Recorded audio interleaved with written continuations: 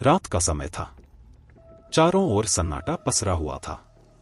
गांव के लोग अपने अपने घरों में दुबके हुए थे।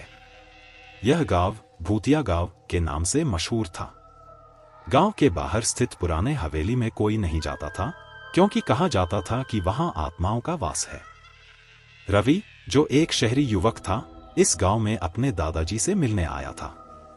गांव के लोगों ने उसे उस हवेली के बारे में बताया और उसे वहां जाने से मना किया।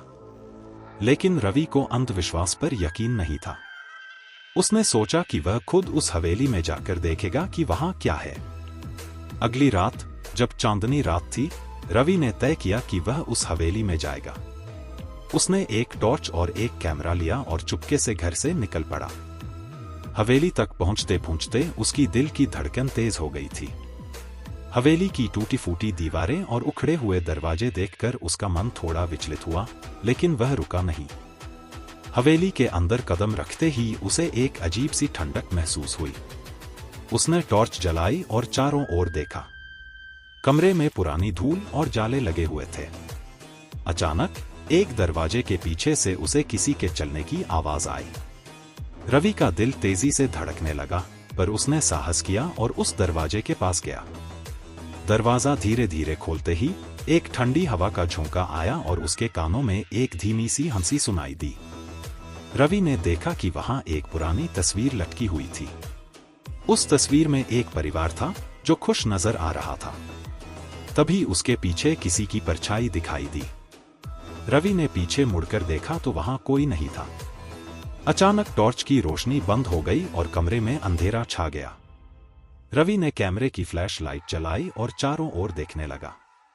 अचानक उसके सामने एक सफेद साया प्रकट हुआ। वह साया धीरे धीरे उसकी ओर बढ़ने लगा। रवि की सांसें थम गईं और उसके पैर मानो जमीन में जकड़ गए हों।